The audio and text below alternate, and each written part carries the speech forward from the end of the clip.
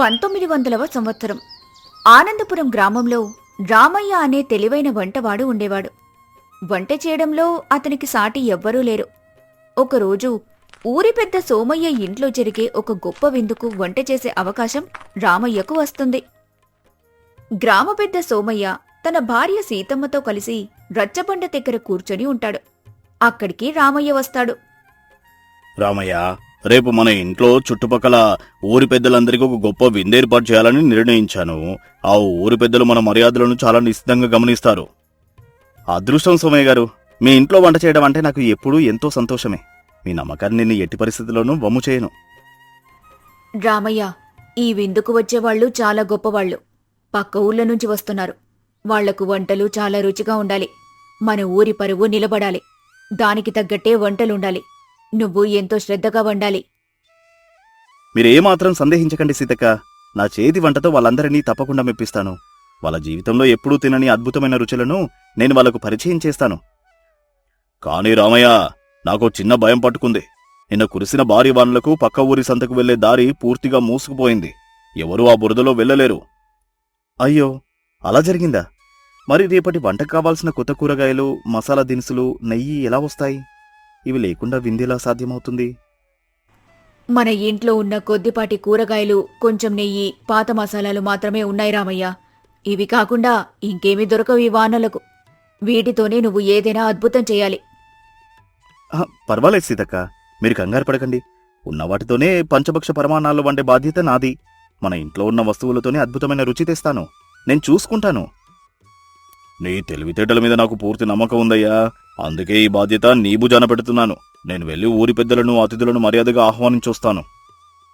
అలాగే, నేను నా భార్య లచ్చమ్మని తీసుకుని ఇప్పుడే మీ ఇంటి వంటశాలకు వెళ్తాను.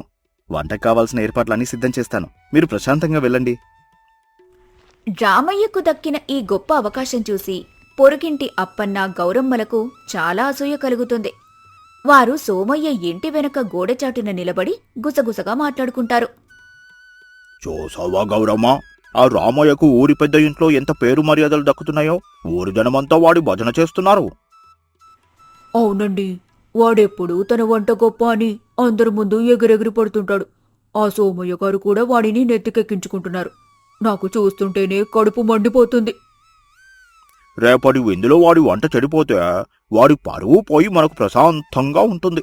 అప్పుడు వాడి పొగర అణిగిపోతుంది కదా. అదెలా సాధ్యమవుతుందండి? వాడి చేతిలో ఏదో మాయుంది. పైగా వాడికి కావలసినవన్నీ ఇంట్లో ఉంటాయి కదా. వాడు ఎలాగైనా రుచిగా వండేస్తాడు. మళ్ళీ పేరు తెచ్చుకుంటాడు. అందుకే నాకు మంచి ఉపాయం తట్టింది గౌరమ్మ. రేపటి వంట కోసం వాళ్ళు వంటగదిలో ఉంచిన నెయ్యి, మసాలా దినుసులు నేను రహస్యంగా దాచేస్తాను. భలే ఆలోచన చెప్పారు. ఆ వస్తువులు లేకపోతే వాడు వట్టి పప్పు, పులుసు తప్ప ఏమీ వండలేడు. అప్పుడు ఆ ఊరి పెద్దలకి చిరాకొచ్చి వాణ్ణి తిడతారు కదా. అవును, అప్పుడు ఆ అతిథుల ముందు సోమయ్య గారి పరువు, ఆ రామయ్య పరువు రెండూ బజారున పడతాయి. ఇది మనకు పండుగే పండుగ. ఎవ్వరూ చూడకముందే మీరు లోపలికి వెళ్లి ఆ డబ్బాలు తీసుకొని రండి. నేను ఇక్కడే కాపలాగా ఉంటారు. ఎవరైనా వస్తుంటే నేను మీకు సంజ్ఞ చేస్తాను. జాగ్రత్త. అప్పన్న గుట్టు చప్పుడు కాకుండా వంటగదిలోకి వెళ్లి నెయ్యి, మసాలా డబ్బాలు తీసుకుని ఎవ్వరికీ కనబడకుండా దాచేస్తాడు. రామయ్య తన భార్య లచ్చమ్మతో కలిసి వంటగదికి చేరుకుంటాడు. వంట మొదలు పెట్టడానికి ఏర్పాట్లు చురుకుగా చేసుకుంటారు. ఏవండి రామయ్య గారు, కూరగాయలన్నీ శుభ్రంగా కడిగి తరిగి సిద్ధంగా ఉంచాను. వంట పాత్రలు కూడా సిద్ధం చేశాను. ఇక మనం వంట మొదలు పెడదామా? సమయం మించిపోతుంది. సరే లచ్చమ్మ, అంతా సిద్ధంగా ఉంటే ఆలస్యం ఎందుకు? ముందుగా మసాలా డబ్బా, నెయ్యి డబ్బా ఇటివ్వు. ఆ సువాసనతో వంట ప్రారంభిద్దాం. ఏవండి, ఇక్కడ నెయ్యి లేదు, మసాలాలు కూడా ఏమీ లేవు. నేను మొత్తం గాలించాను. ఎక్కడా కనబడటం లేదు. ఏంటి లచ్చమ్మ నువ్వనేది? సీతక్క అన్నీ ఇక్కడే భద్రంగా పెట్టానని నాతో స్వయంగా చెప్పింది కదా. మళ్ళీ బాగా వెతుకు. నేను మూలమూలలా వెతికానండి. ఎవరైనా కావాలని దాచిపెట్టారేమో అని నాకు చాలా అనుమానంగా ఉంది. మనమంటే గిట్టని వాళ్ల పనే అయ్యుంటుంది ఇది. నువ్వు చెప్పింది నిజమే లచ్చమ్మ. ఎవరో నా మీద అసూయతో ఈ విందు పాడు చేయాలని, నా పరువు తీయాలని కావాలని నీచమైన పని చేసుంటారు. ఇప్పుడెలాగండి? ఆ వస్తువులు లేకుండా ఈ గొప్ప అతిథులకు మంచి సువాసన వచ్చే వంటలు చేయటమెలా? మనం ఇప్పుడేం చేద్దాం? నాకు చాలా భయంగా ఉంది. కంగారు పడకలచ్చమ్మా. వంటవాడికి కావాల్సింది కేవలం వస్తువులు కాదు, తన మెదడులోని తెలివితేటలు, నైపుణ్యం. నాకు అద్భుతమైన ఆలోచనొచ్చింది. ఈ అడ్డంకిని నేను ఒక అవకాశంగా మారుస్తాను. ఏంటండి ఆ ఆలోచన? విందుకు సమయం దగ్గర పడుతుంది. అతిథులు వచ్చే సమయం అవుతుంది. నేను మీకు ఏం సాయం చేయాలి? త్వరగా చెప్పండి. మన పెరట్లో ఉన్న లేత చింత చిగురు, వేరుశనగ గుళ్ళు, కొద్దిగా నువ్వులు తీసుకురా. ఈరోజు నేను వాళ్లకు ఒక కొత్త వంటకం చూపిస్తాను. వాళ్ళు ఎప్పుడూ రుచి చూడని వంటకం అది. మసాలాలు లేకుండా కేవలం నువ్వులు, చింత చిగురుతో వంట చేస్తారా? రుచి ఎలా వస్తుందో ఏమో. వాళ్లకు నచ్చకపోతే సోమయ్య గారి పరువు పోతుంది కదా. నువ్వులు దోరగా వేయించి మెత్తగా నూరు. నెయ్యికి బదులు మన దగ్గర ఉన్న స్వచ్ఛమైన పల్లీల నూనె వాడదాం. రుచి అద్భుతంగా ఉంటుంది చూడు. చింత చిగురు పులుపు ఆ వంటకానికి ప్రాణం పోస్తుంది. మీ తెలివి మీద నాకు నమ్మకం ఉంది. మీరు చెప్పినట్టే అన్నీ వేయించి సిద్ధం చేస్తాను. ఈరోజు మన అదృష్టం ఎలా ఉందో దేవుడే. ఏమయ్య రామయ్య, ఆ అతిథులు చాలా ఆకలితో ఉన్నారు. దూరం నుంచి ప్రయాణం చేసొచ్చారు. వంటలన్నీ సిద్ధమేనా? వడ్డించడానికి తీసుకురా. అన్నీ సిద్ధంగా ఉన్నాయి సోమయ్య గారు. లచ్చమ్మ, అందరికీ శుభ్రమైన అరిటాకులు వేసి వడ్డించు. అతిథులకు ఎలాంటి లోటు రానివ్వద్దు. ఇదిగోండి, ఈరోజు రామయ్య గారు ప్రత్యేకంగా ఒక కొత్త కూర వండారు. దీన్ని మీరు ముందెన్నడూ రుచి చూసుండరు. ఏంటి రామయ్య, కూరలోంచి నెయ్యి వాసన రావడం లేదు? మసాలా గుమగుమలేమీ రావడం లేదు. ఏంటి కొత్త కూర? పసరు వాసన వస్తోందేంటే? అవును రామయ్య, ఊరి పెద్దలకు ఇంత సాధారణమైన వంటలు, గడ్డితో చేసిన కూరలు చేసి పెడుతున్నావా ఏంటి? నీకు మర్యాద తెలీదా? తినకముందే రుచిని అంచనా వేయకండి. దయచేసి ఒక ముద్ద నోట్లో పెట్టుకొని చూడండి. ఆ తర్వాత మీరే ఆశ్చర్యపోతారు. రుచి చూడకుండా విమర్శించడం సరికాదు. అప్పన్న, రామయ్య చేతి వంట ఎప్పుడూ అమృతంలాగే ఉంటుంది. తను ఏం చేసినా అందులో ఒక అద్భుతమైన రుచి ఉంటుంది. నువ్వు ఊరికే వాగుతుంటావు. అవును, మీ వెటకారం ఆపి ప్రశాంతంగా భోజనం చేయండి. రామయ్య, నాకు కొద్దిగా కొత్త కూర వడ్డించు. నేను రుచి చూసి చెబుతాను. అందరూ రామయ్య చేసిన కూరను అన్నంలో కలుపుకొని తింటారు. రుచి చూసి అందరూ ఆశ్చర్యపోతారు.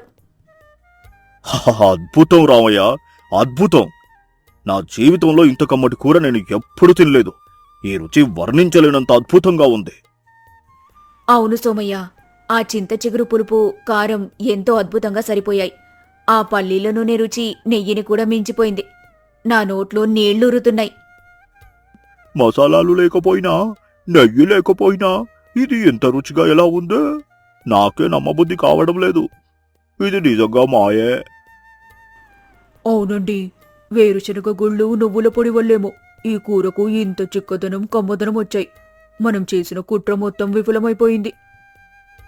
చూసారా సోమయ్య గారు, మా ఆయన తన తెలివితేటలతో ఏ వస్తువులు లేకుండానే ఎంతో క్లిష్ట పరిస్థితుల్లో కూడా ఈ కొత్త వంటకం చేశారు. ఆయన నైపుణ్యం ముందు ఏ అడ్డంకి నిలవలేదు. రామయ్య, నువ్వు కేవలం వంటవాడివి కాదు, వంటల మాంత్రికుడివి. నీ రుచికి అతిథులంతా దాసోహం అంటున్నారు. ఈరోజు నువ్వు మా ఊరి పేరును నలుదిశలా చాటావు. ఇందులో నా గొప్పేమీ లేదు సోమయ్య గారు. ఏ పనిలోనైనా శ్రద్ధ, తెలివి, పట్టుదల ఉంటే అన్నీ వాటంతటవే అమరిపోతాయి. మనసుకు పని చెబితే మార్గం దొరుకుతుంది. నీ వినయం చూస్తుంటే చాలా ముచ్చటేస్తోంది రామయ్య. ఎంత గొప్ప పేరు వచ్చినా నీలో గర్వం లేదు. ఈరోజు నీవల్లే మా ఇంటి పరువు నిలబడింది. నీకు మేము ఎప్పటికీ రుణపడి ఉంటాం. భోజనాలు ముగిశాక అప్పన్న, గౌరమ్మలు రామయ్య దగ్గరికొస్తారు. వారి ముఖాల్లో తీవ్రమైన అపరాధభావం, సిగ్గు కనిపిస్తాయి. రామయ్య గారు, మమ్మల్ని క్షమించండి. చాలా పెద్ద తప్పు చేశాను. నేను చేసిన పాపం నన్ను కుంగదీస్తోంది. ఏమైందప్పన గారు? మీరెందుకంత బాధపడుతూ క్షమాపణ అడుగుతున్నారు? ఏమైంది అసలు? మీ పేరు ప్రఖ్యాతలు చూసి మేము చాలా అసూయపడ్డాం రామయ్య గారు. మీరు అందరి ముందు పేరు తెచ్చుకోవడం మేము సహించలేకపోయాం. మా మనసులో కొళ్ళు పెరిగిపోయింది. అవును, మీ వంట పాడు చేయాలని, మిమ్మల్ని అవమానించాలని నేనే వంటగదిలోంచి ఆ నెయ్యి, మసాలా డబ్బాలు దాచిపెట్టాను. నేనే ఆ నీచమైన పని చేశాను. ఏంటప్పన్న గారు, మీరెంతటి పని చేశారు? మీ వల్ల సోమయ్య గారి పరువు పోయేది కదా. ఆ ఊరి పెద్దల ముందు మేమంతా తలదించుకోవాల్సి వచ్చేది కదా. మా బుద్ధి గడ్డి తింది లచ్చమ్మ. ఎదుటివాడి ఎదుగుదల చూసి ఓర్వలేక ఈ ఘోరమైన తప్పు చేశాం. మా అసూయ మా కళ్ళను కప్పేసింది. మేము కుట్ర చేసినా మీ తెలివితో మీరు అద్భుతమైన వంట చేశారు. మీ నైపుణ్యం ముందు మేము ఓడిపోయాం. మమ్మల్ని క్షమించండి. అప్పనా, మీరు చేసిన పనికి ఊరి నుంచి వెలివేయాలి. ఎంత నీచపు పని చేశారు. నా పరువు బజారున పడేయాలని చూశారా? వద్దు సోమయ్య గారు, మనుషులన్నాక అసూయ కలగడం సహజం. వాళ్ళు తమ తప్పు తెలుసుకుని పశ్చాత్తాపడుతున్నారు కదా. క్షమించడమే మన గొప్పతనం. రామయ్య ఎంత మంచివాడో చూశారా అప్పన్నా? వాడికి మీ మీద ఏ కోపమూ లేదు. వాడి మనసు చాలా స్వచ్ఛమైంది. ఇకనైనా మీరు మారండి. సోమయ్య గారు, మీ పెద్ద మనసుకి నా చేతులెత్తి మొక్కుతున్నాను. ఇక ఎప్పుడు మేము ఇలాంటి తప్పు చేయం. ఎవరి ఎదుగుదల చూసి మేము అసూయపడం. అవును రామయ్య గారు, తోటి వారిని చూసి అసూయపడకూడదు అని ఈరోజు మీరు నాకు గట్టి పాఠం నేర్పారు. మీరు మాకు కనువిప్పు కలిగించారు. సరేలేండి, జరిగిందేదో జరిగింది. ఇక ముందు మనమంతా కలిసిమెలిసి ఒకే కుటుంబంలా ఉందాం. పాత విషయాలు మర్చిపోదాం. అవును, కక్షలు అసూయలు మనసుకు రోగాలు లాంటివి.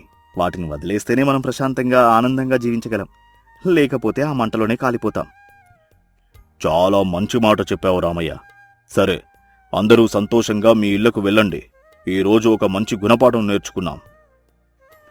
అందరూ రామయ్య తెలివితేటలను, మంచి మనసును మెచ్చుకుంటూ ఆనందంగా తమ ఇళ్లకు వెళ్తారు. అప్పన్న, గౌరమ్మల మనసులో ఉన్న అసూయ పూర్తిగా తొలగిపోతుంది. అసూయ పడేవారు ఎప్పటికీ ఇతరులకు కీడు చేయలేరు. చివరకు వారే అవమానం పాలవుతారు. అదే తెలివితేటలు, నైపుణ్యమున్న వ్యక్తి ఎన్ని అడ్డంకులెదురైనా విజయమే సాధిస్తాడు. 1990వ సంవత్సరం శ్రావణమాసం. రామారావు సీత ఇల్లు ఒక చిన్న పెంకుటిల్లైనా ఎప్పుడూ శుభ్రంగా ఉంటుంది. రామారావుకున్న 2 ఎకరాల పొలం వారి జీవనాధారం. సీత ఇంటి పనులతో పాటు పశువుల పోషణ కూడా చూసుకుంటుంది. ఆ పాతకాలపు రేడియోలో చిరంజీవి గారి సినిమా పాటలు వినబడుతున్నాయి. సీత, ఈరోజు పొలంలో పని త్వరగా ముగిసింది. ఆ వరి నాట్లు బాగా పడ్డాయి. ఈ 7 వర్షాలు బాగుంటే మన అప్పులన్నీ తీరిపోతాయి. నీకు ఆ బంగారు గాజులు చేయిస్తాను. ఈ మధ్య సంతలో చూశాను. నీకవి చాలా బాగుంటాయి. గాజులు తర్వాత చేద్దాంలేండి. ముందు మన ఇంట్లో ఉన్న ఆ పాత ఎడ్ల బండి చక్రం మార్పించాలి. ఆ పైన కురిసే వర్షానికి కప్పు కొంచెం కారుతోంది. అది బాగు చేయించాలి. సంపాదన కంటే జాగ్రత్త ముఖ్యమండి. రేపు పొద్దున్నే ఆ మేస్త్రిని పిలవండి. వానాకాలం వచ్చేస్తోంది. నువ్వు ఎప్పుడూ ఇంతే సీత, ఎప్పుడూ ఇంటి గురించే ఆలోచిస్తావు. సరేలే, నువ్వు చెప్పినట్టే చేద్దాం. రేపు వెళ్ళి ఆ పని చూస్తాను. అప్పుడే బయటి నుంచి పుల్లారావు గొంతు వినిపించింది. పుల్లారావు చేతిలో ఒక పాత రేడియో, కళ్లకు నల్లటి అద్దాలు పెట్టుకొని తలపాక స్టైల్గా చుట్టుకొని లోపలికొచ్చాడు. ఏంటోయ్ రామారావు, ఇంకా ఇంట్లోనే ఉన్నావా? ఊరి చివర తోటలో పట్టణం నుండి ఒక పెద్ద కంపెనీ వాడు వచ్చాడు. ఒక 1000 రూపాయలు పెట్టుబడి పెడితే నెల రోజుల్లో అది 2000 అవుతుందట. మా ఊర్లో అందరూ డబ్బులు కడుతున్నారు. నువ్వెందుకు ఇలా పొలంలో మట్టి కొట్టుకుంటూ పడి ఉన్నావు? రా, ఆ దొరగారిని కలిపిద్దాం. పుల్లారావు గారు, మాకు ఆ కంపెనీలు పెట్టుబడులు ఏవీ వద్దు. రెక్కాడితే గాని డొక్కాడని మా బతుకులకు ఆ గాలి డబ్బులెందుకు? మా పనులు మాకున్నాయి. మీరు వెళ్ళండి. అమ్మమ్మో సీతమ్మ గారు, మీరే ఇలా అంటే ఎలా? రామారావు ఏం చిన్నపిల్లాడు కాదు కదా. 1 గంట వెళ్ళి వస్తాడులేండే. అసలు మీ రేపటి భవిష్యత్తు కోసమే నేను ఆలోచిస్తున్నాను. కొద్ది రోజులు గడిచాయి. పుల్లారావు మాటల మాయలో పడి రామారావు నెమ్మదిగా, త్వరగా డబ్బు సంపాదించే పథకాలకు ఆకర్షితుడయ్యాడు. పొలం పనులను నిర్లక్ష్యం చేయటం మొదలుపెట్టాడు. ఇంట్లో ఉన్న డబ్బులు ఒక్కొక్కటిగా ఆ కంపెనీ పేరుతో పుల్లారావుకు ఇచ్చేస్తున్నాడు. సీతకు విషయమర్థమైంది. ఆమె రామారావును బతిమాలింది, హెచ్చరించింది. కాని పుల్లారావు చూపించిన ఆ ఆశ ముందు సీత మాటలు పనిచేయలేదు. ఏవండి, ఇవాళ పాలవాడికి డబ్బులివ్వాలి. ఆ మూల దాచిన డబ్బులు ఏమయ్యాయి? రేపు మన పొలం విత్తనాలకు డబ్బులు ఎక్కడి నుండొస్తాయి? మీరు ఆ కంపెనీ వాడికిచ్చే ప్రతి రూపాయి అప్పుగా మారుతోంది. వస్తాయిలే. నీకు ఎప్పుడూ డబ్బుల గురించేనా? పుల్లారావు చెప్పాడు, ఆ కంపెనీ వాడు ఇంకో వారంలో అందరికి డబ్బులు చేసి ఇస్తాడట. అప్పుడు నీకు ఒక్కటి కాదు 10 గాజులు చేయిస్తాను. నన్ను పదే పదే అడగకు. మనం ఊర్లో అందరికంటే ధనవంతులం అయిపోతాం. డబ్బుల గురించి కాదండి, మీ మార్పు గురించే నా భయం. పుల్లారావు లాంటి వాళ్ళు మన కొంప ముంచుతారు. ఆయనకు మన పొలం మీద కన్ను పడిందని ఊర్లో అందరూ చెప్పుకుంటున్నారు. ఆయన ధర్మం చేసేవాడు కాదు, దోచుకునేవాడు. ఆ కంపెనీ అనేది ఒక కంటి తుడుపు మాయ. అవన్నీ అబద్ధాలు. పుల్లారావు నా మంచి కోరే మిత్రుడు. నాకు మంచి వ్యాపార అవకాశాలు చూపిస్తున్నాడు. నువ్వు లోపలికెళ్ళు. రామారావు వినకుండా వెళ్ళిపోయాడు. సీత అప్పుడే ఒక నిర్ణయానికొచ్చింది. కేవలం కన్నీళ్లతో సమస్య తీరదని, తన తెలివితేటలతోనే తన భర్తను, తన సంసారాన్ని కాపాడుకోవాలని నిశ్చయించుకుంది. ఆమె తన తెలివితేటలతో ఒక రహస్య ప్రణాళికను సిద్ధం చేసింది. ఒకరోజు రాత్రి పుల్లారావు ఒక పెద్ద కుట్ర పన్నాడు. ఆ కంపెనీవాడు మునిగిపోయాడని, తన డబ్బులు రావాలంటే అదనంగా ఇంకో 5,000 కట్టాలని రామారావుకు అబద్ధం చెప్పాడు. రామారావు దగ్గర డబ్బులు లేవని తెలిసి తన దగ్గరే అప్పు తీసుకోమని బలవంతం చేశాడు. మద్యం మత్తులో రామారావుతో తన 2 ఎకరాల పొలాన్ని పుల్లారావుకు అప్పు కింద హామీగా రాసిస్తూ ఒక పత్రం మీద సంతకం చేయించుకున్నాడు.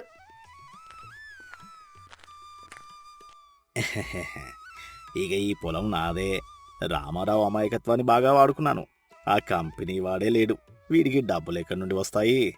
సీతమ్మ తెలివితేటలు ఇప్పుడు ఏం చేస్తాయో చూద్దాం. ఆ పొలం నా పేరు రాగానే దీన్ని అమ్మేస్తాను. మరుసటి రోజు ఉదయం రామారావుకు కంపెనీ మోసం తెలిసి నిర్ఘాంతపోయాడు. ఏడుస్తూ సీత దగ్గరికొచ్చాడు. సీత, నన్ను క్షమించు. నేను సర్వస్వం కోల్పోయాను.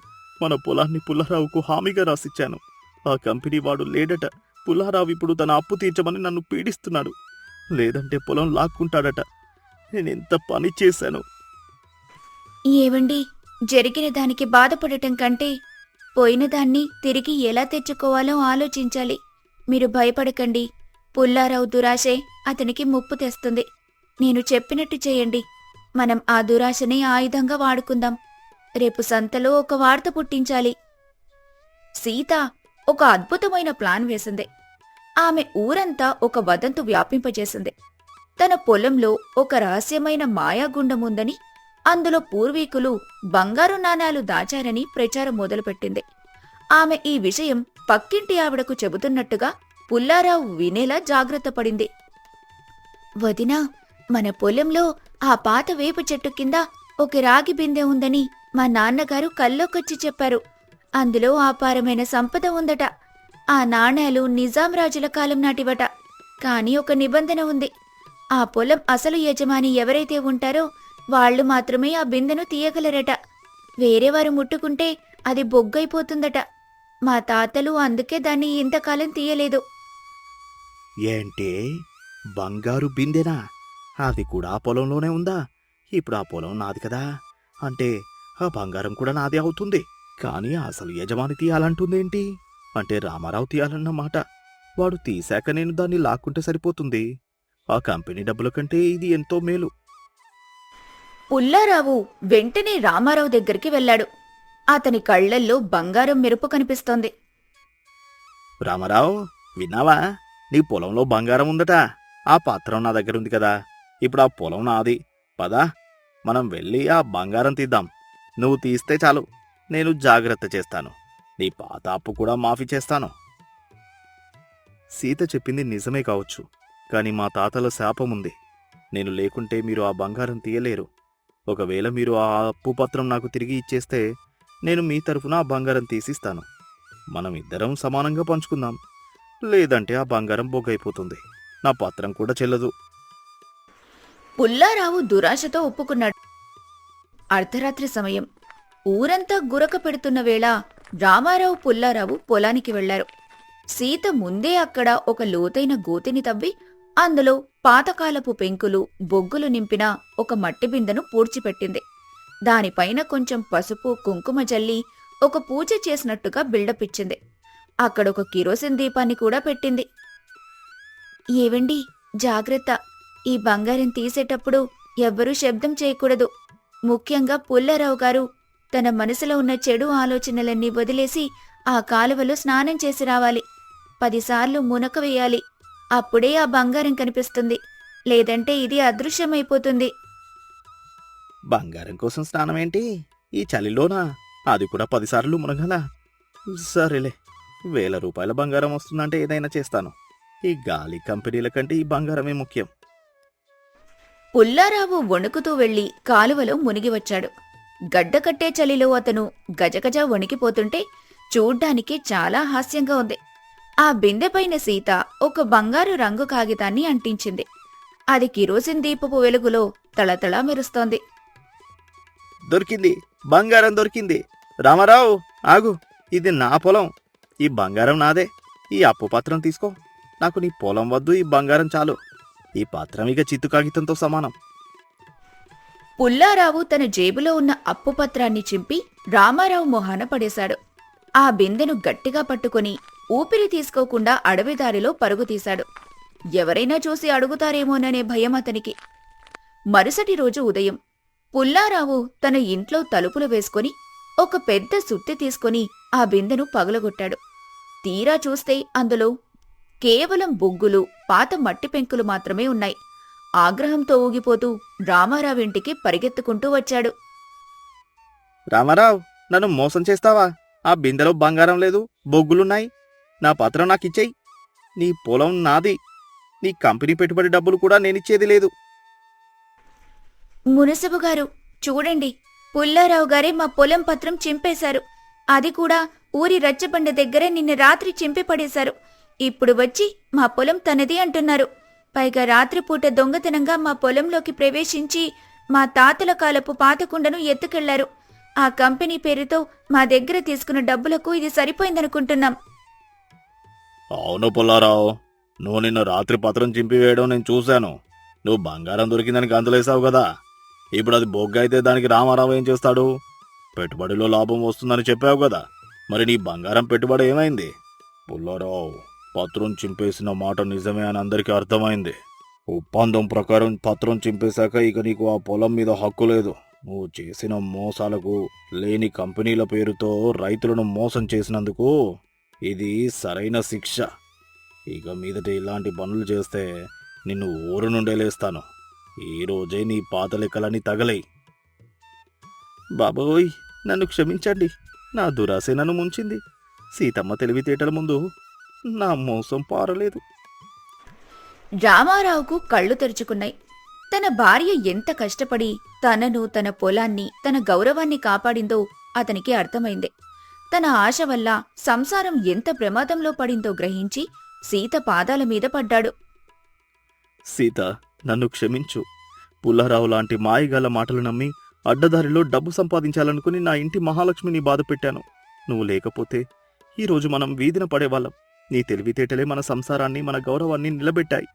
ఇక నుండి నేను నీ మాటకు ఎదురు చెప్పను. కష్టపడి పొలంలోనే ఉంటాను. ఏవండి, భార్య తెలివి ఎప్పుడూ భర్త గౌరవాన్ని కాపాడ్డానికే వాడాలి. మన కష్టంలో ఉన్న తృప్తి గాలి కంపెనీల్లో రాదు. ఆ బంగారం బిందే మనం కష్టపడే మనసుల్లోనే ఉంది. పదండి, పొలం పనులు చూసుకుందాం. ఈ ఏడు పంట బాగా పండాలి. రామారావు, సీత కలిసి మళ్లీ పొలంలోకి అడుగుపెట్టారు. ఊరి ప్రజలందరూ సీత సమయస్ఫూర్తిని, ధైర్యాన్ని మెచ్చుకున్నారు. పుల్లారావు తన తప్పు తెలుసుకుని ఊరు విడిచి వెళ్లిపోయాడు. పచ్చల గన్నవరంలో మళ్లీ సుఖశాంతులు వెల్లివిరిశాయి. ఆ సంవత్సరం రామారావు పొలంలో రికార్డు స్థాయిలో పంట పండింది. ఈ కథలోని నీతి సమయస్ఫూర్తి. ఎంతటి క్లిష్ట సమస్యకైనా తెలివితేటలతో మరియు ఓపికతో పరిష్కారం వెతకొచ్చు. దురాశ, తొందరగా డబ్బు సంపాదించాలనే దురాశ మనిషిని సర్వనాశనం చేస్తుంది. భార్య పాత్ర. భార్య కేవలం ఇంటిని నడిపే ఇల్లాలు మాత్రమే కాదు, భర్త దారి తప్పినప్పుడు దారిలో పెట్టే గురువు మరియు రక్షకురాలు కూడా. శ్రమ.